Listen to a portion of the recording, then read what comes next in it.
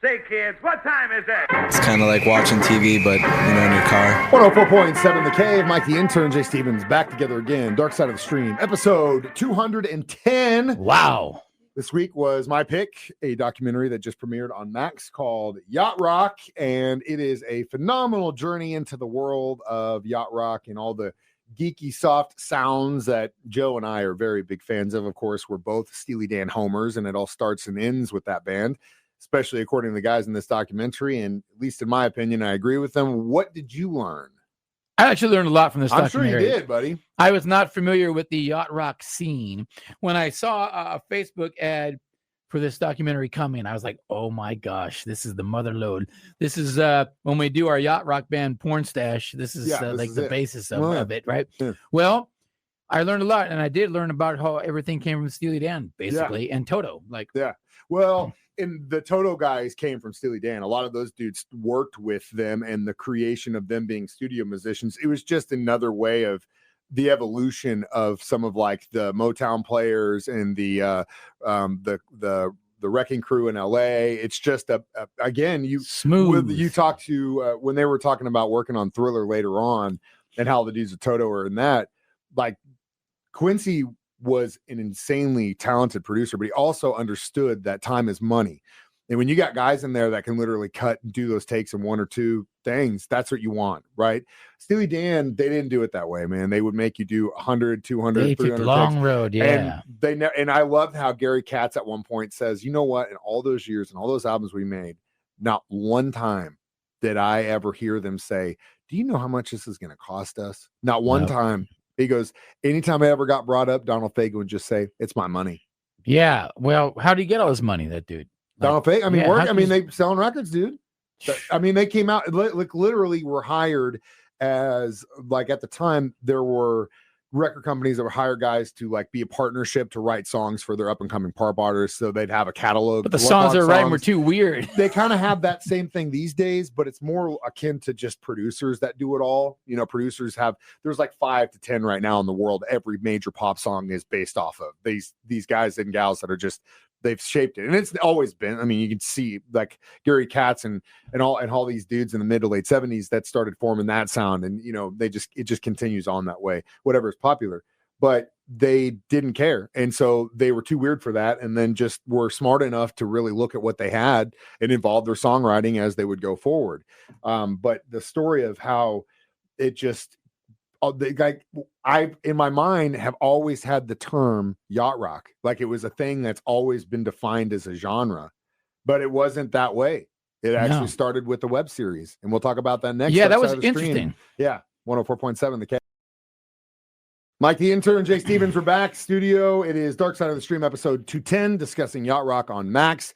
So you hear about, obviously, the beginnings of this term yacht rock being created, I guess, a year before YouTube existed, on a web series called Yacht Rock, which was kind of a joke. A bunch of comedians, right? You know, they would, Kenny Loggins ended up working with Michael McDonald on this, and how Michael McDonald was literally on every single one of these records in some form or fashion, whether it was as a co-writer or a vocalist or a keyboard player or whatever. That was part, I already knew Michael McDonald was the man. Like, I already knew that. I already felt that. But it's interesting because you've got two very, very, very talented guys in Donald Fagen and Michael McDonald, right? And Michael McDonald, like, if you and I ran into him and he was here and we were cutting a record or we were doing something and he was here, and I'd be like, Mr. McDonald, would it be okay if you would you like to do some backup vocals? He would literally do it. You'd call him Mr. McDonald? Oh, yeah. No, I go, Mike, yo, what's up, dude? Let's cut some vocals in. Me. Yo, we'll be call me Mike one more time. Anyway, so he'd do it. Hands down. Doesn't care. He's a musician. He just likes to play. I appreciated how they all admitted so much drug use to write these songs. Oh, yeah. Well, Christopher Cross said he was on LSD and writing the words to run like the wind, ride like the wind or whatever. Yeah. But dude. Again, I thing is, like, the Fagen, the other side of the coin, is a guy who just, it's my show, and if you don't like it, move on. And he still seems not cool. Well, he doesn't like that he doesn't like the connotation that his band is literally the forefathers of this yacht rock genre that was created 30 years, 40 years after they did their stuff. He's in the bottom, in his soul, is a jazz musician. is those jerk jazz musicians that you heard about in the 50s and 60s that would get in knife fights, that were smoking reefers out back of the building, that were the best at their instruments, the best they knew, and they treated everyone like that. And that's how he is. That's how he's always been. And he's never made any mistakes. He's never tried to be something else, and that's fine. And but I would say embrace it. There's some hair metal guys too that hate the term hair metal. You got to embrace it, man. You have the dude from Ambrosia that was like at the beginning, I hated the yacht rock term. So like, you're just putting us into this thing. Well, you got Michael McDonald's like, I think it's hilarious. Yeah, whatever. Good publicity is publicity. You're talking about me. Now there's yacht rock tribute bands. Yeah, but it was interesting too. And there was another band that they talked a lot about that I thought that was an interesting thing too, because they were on one end of a spectrum in the beginning of a decade and finished on the other end of the spectrum at the end. And that ride is pretty incredible. We'll talk about that next, and some new yacht rock bands on Dark Side of the Stream on 104.7 The Cave. Yeah. Mike the Intern, Jay Stevens, we're back in the studio. It's Dark Side of the Stream, episode 210, Yacht Rock on Max. So another band that was big in the yacht rock scene, well, not in the beginning of the career, but towards the end with the Minute by Minute record, and then beyond that, basically after they got Michael McDonald in the group, is the Doobie Brothers. What's interesting is they started out as a band that was literally like the official band for the Hells Angels. Like a rock band. Those dudes toured with them. They were their security. They were a rock and roll band. They obviously had a lot of members and they were open to other genres, but that was what they were. By the end of the decade, they're literally in the top 5 of the Doobie Brothers yacht rock songs. I mean, What a Fool Believes is in the top 5 of yacht rock songs of all time, which again, that whole story about how Michael McDonald is at his house, his sister's cleaning his house, and he starts coming up with the dun dun. Because cleaning the house because Kenny Loggins is coming. Dun, dun, dun, dun, dun, and he's playing it over and over again. And as he's doing it, he's going, and Kenny hears it. And he stops and he looks at his sister. He's like, "Should I play him that?" And she goes, it sounds like he's on a circus. Too circusy. And then as soon as he opens the door, he's like, "What were you just playing? I want to hear that." And that's what they wrote. Dude, it's amazing.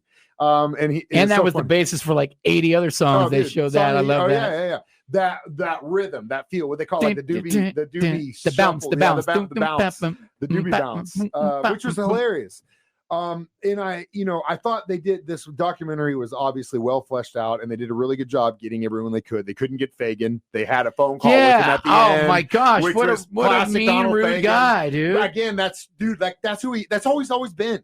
Like, if you go back to the 70s and read any very, very limited journal articles about that band, they go out and they say, these guys were such jerks to us. They wouldn't let us talk to them. They hated rock critics, man. They did not. They're like, who are you? You know what I mean? And if you are a guy that feels like you're the best at what you do, songwriting, piano playing, vocals, whatever, and you got some dude who's a journalist coming in and telling you he doesn't like what you make, what are you going to think? Yeah. Be like, oh yeah, you go write me a song, and then let's compare. It's like, shut up, dude. But anyway, the one thing that I will give a knock on this thing is that there are actually a lot of bands that exist right now that are still doing this yacht rock thing, that have continued to push the barrier of what that is and still fallen into that category. There is one. Well, it's like bands that are there's still new bands that are trying to do glam rock still nowadays. They're new, but it's not going to sell like it did then. No. There is a band out of Sweden. They're called State Cows. They are literally like front to back. I mean, it doesn't get any more yacht rock than those guys, and they're really badass. They don't tour a lot. They just kind of, I think, studio musicians that just do it in Sweden. They speak in English. I didn't even know they were in Sweden until I looked them up. But the one band I wanted to bring up, and I'm going to play a little bit from, is a band that is made up of 2 bands.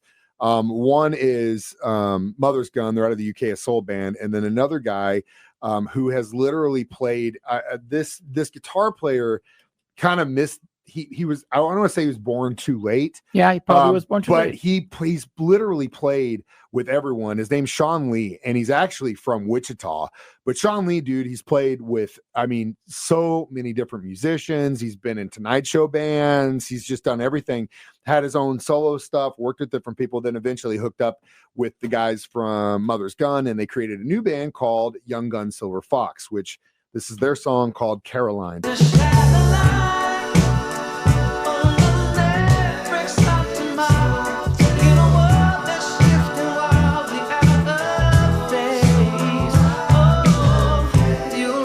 This album came out 4 years ago, 5 years ago. That's yacht rock. Yacht rock, baby. And that's, like I said, that album's called AM Waves. The band's called Young Gun Silver Fox. Please check them out. That album is a classic. I'm Mike the Intern. That's Jay Stevens. We'll be back with our reviews of Yacht Rock next on 104.7 The Cave. Mike the Intern, Jay Stevens back in the studio one more time. It is Dark Side of the Stream, episode 210, discussing Yacht Rock, the documentary. So how many captain's hats would you give this I go one? 4, 4.5. Solid Yeah. 4. Yeah, solid 4.5, 4. It was good. It was easy. It was 1. I got a little history lesson. It was good. Found out about some really good bands, some good songs you might not have known. Again, they make a really good point in the beginning. Like most of these records and stuff were found in the dollar bin, and you can still find a lot of them in the dollar bin because they were very popular, but they didn't last a long time because in the 80s came through and just knocked it back on its head and got to be tougher and all this stuff. And again, a hodgepodge of all kinds of different genres. And Image had image conscious. A lot of these guys were not the good looking dudes, man. Christopher Cross, like he's not. Christopher Cross, him. Hey, Donald Fagen, these guys were these guys were not good looking dudes. I mean, he was selling weed, financed pretty much the beginning, his first album, which then went to win Grammys. He beat Barbra Streisand out at a Grammy. Yeah, look at this dude, he's from Austin, Texas, and he's just like Winnie the Pooh looking dude. Yeah, I mean, like again, but that's the beauty part about this stuff is that Image was not a part of it, and it didn't matter. It was just what they're putting down on record, and that's the way it should be. And again, that's why Steely Dan is the godfather of this, because those guys, you look at pictures of those guys and you're not like, good looking. Whoa, it doesn't matter what they look like, what they put down on the bunch record. Of computer that's nerds. All that matters. So next week, what are we watching, Jay? We are going to watch a story near and dear to my heart. You get a mistress. She turned out to be psycho. The Untold, the murder of Steve McNair. Always football very, player, yes, very quarterback, sad, Steve McNair. Sad story. His story, gone way too long or way too early, and that's what happens when you pick up chicks at don't be spilling the tea too Dave early. and Buster's. Yeah. Well, yeah, wait till Don't be spilling the candy. As always, we do this live on YouTube or Facebook every Thursday at 9 a.m. We play it during my show at the same time, or Jay's show at 6 p.m., or you can download this thing as a podcast for free on our 104.7 The Cave app. I am Mike the Intern. That's Jay Stevens reminding you we watch movies, documentaries, so you don't have to. to. Dark Side of the Stream on 104.7 The Cave.